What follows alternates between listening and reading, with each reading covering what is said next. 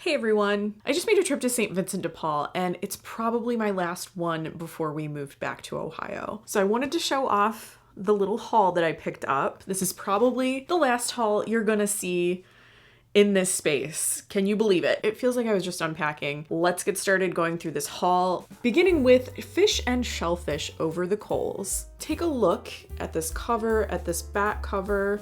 It looks old, but it was mixed in with a bunch of more modern booklets. And this happens a lot where, sometimes people who work at the thrift stores maybe group a lot of the same shape and size books together. And then these little guys get mixed in with the newer stuff. This book does not have a date. Visually, I kind of placed it in the 60s somewhere, just based on this kooky font and the photographs and all of that. There is a little something in the back here that kind of helped me pinpoint a little bit more of a date. It says United States Department of the Interior, Stuart L. Udall, Secretary. So all I had to do was look up Stuart L. Udall, Secretary, and see when this person was in office, and it was between 1961 and 1969. So I was correct. This was from the 60s. I don't have an exact year. I could probably dig a little further and find out. Sometimes when you pick up vintage cookbooks and maybe they don't necessarily have a publication date, you can kind of flip through and use some of those little clues here and there to do some sleuthing and maybe at least pinpoint a decade. There are a lot of really beautiful photographs in here, but I also really love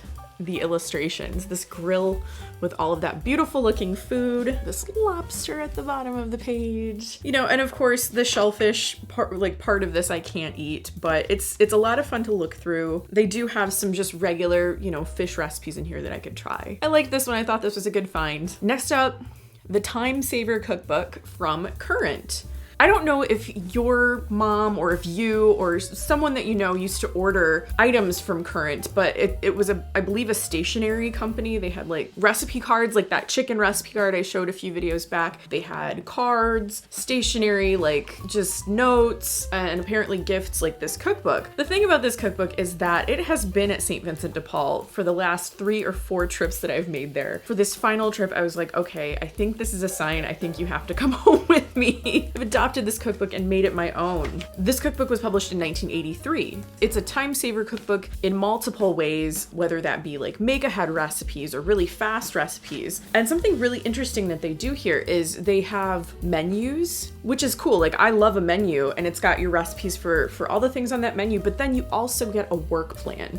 So it's prepare the tomatoes, peel the potatoes, boil them, marinate your meat, whatever. It tells you what order you should be doing things in. And I think that is such a valuable skill that it takes time to develop. And this cookbook actually sort of built that in. It would be great if more cookbooks could do that, because that can be a really tough thing to think through. How much time do the carrots take versus the chicken or whatever you're doing for dinner, so that you can kind of time it and make sure that most things come out at the same time. This is all very, very early 1980s with these dried and silk florals, just the color scheme. I think I know so many families that had that clock. Also, little bonus, it looks like someone hand wrote some recipe. I don't even know what it's for. It doesn't say. It's got hamburger sausage, onion, celery, green pepper, sauerkraut, and Worcestershire sauce. No comment on how they spelled it. It's a rough word. I have trouble saying it. I don't know what these are. Maybe I should try to make this recipe and then come up with a name for them myself.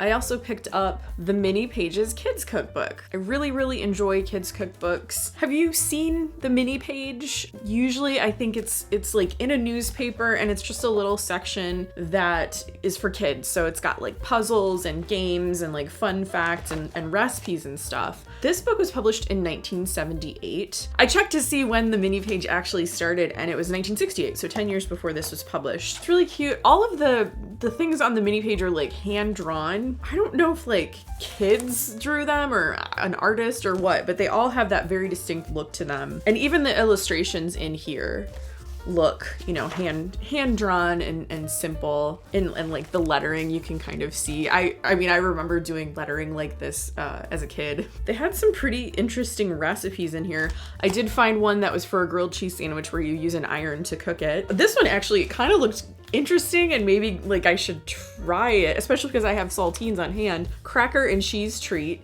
Basically, you make little sandwiches from the saltine crackers and the cream cheese, And then you dip them into egg, like an egg mixture, and you fry them. Never had anything quite like that. It sounds interesting though, so I might have to give that one a shot. Wrap and bake hot dogs. Super good and very simple. That sounds like something I would say directly. Fish and chips casserole. So some actual, you know, more than just making a PB&J kinds of recipes. All right, so we have A Taste of the West from Coors. I almost overlooked this book. I almost did.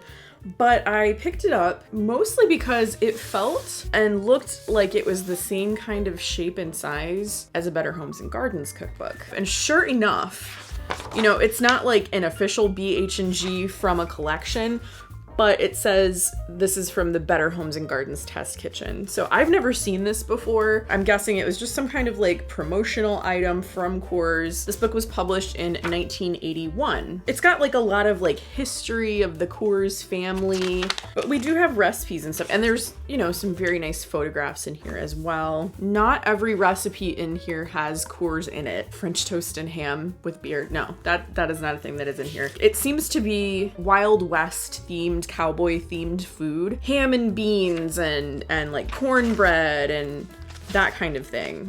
There's a whole section here on sourdough, some advice on smoking meats and like ways to preserve fish. Like I said, I kind of overlooked this at first. It doesn't look like one that I would typically pick up, but I thought it was really interesting that it was part of the Better Homes and Gardens test kitchen. All right, so this one, I saved what I'm gonna say is the best cookbook for last. I was very excited to find this.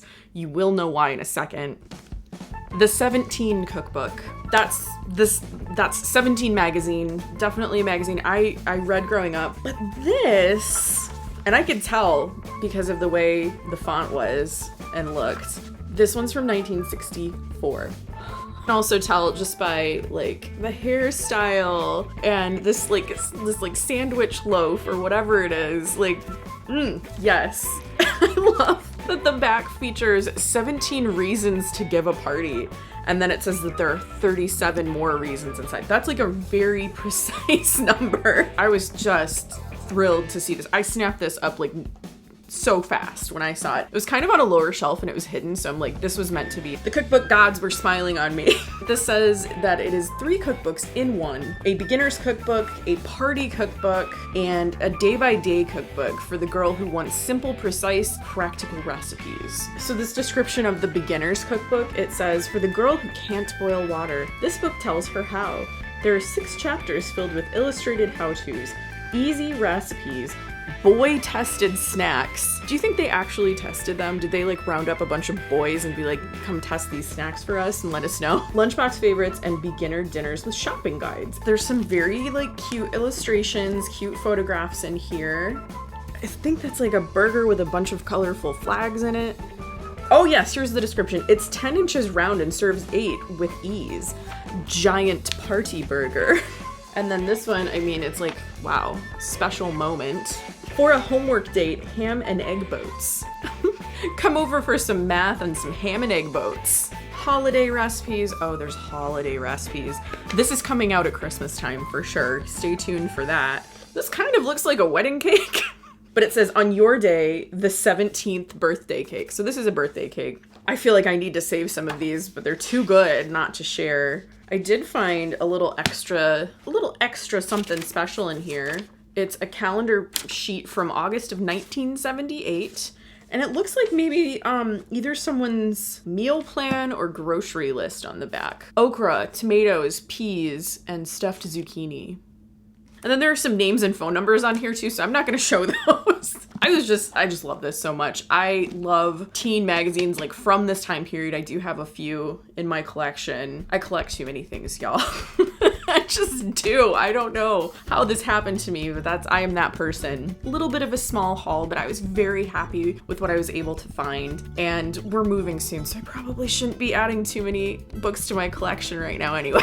I'm officially out of bookshelf space, and I need to find another one after we move. So I started my channel in March of 2021. We moved here in like early September of 2021. So I've been cooking here for about a year. I feel like I'm going to need to take some time to like relearn how to cook and film at the same time in my Ohio kitchen. So please be patient with me. I'm doing my best. If you want to see more of my cookbook hauls, I do have a playlist and I will link it in the description down below. I hope you liked this video. If you did, please give it a thumbs up and subscribe to my channel by clicking on the red button below. I post videos about food, vintage cookbooks, and retro recipes every week. Thanks again, and I will see you in my next video. Probably in Ohio. Bye.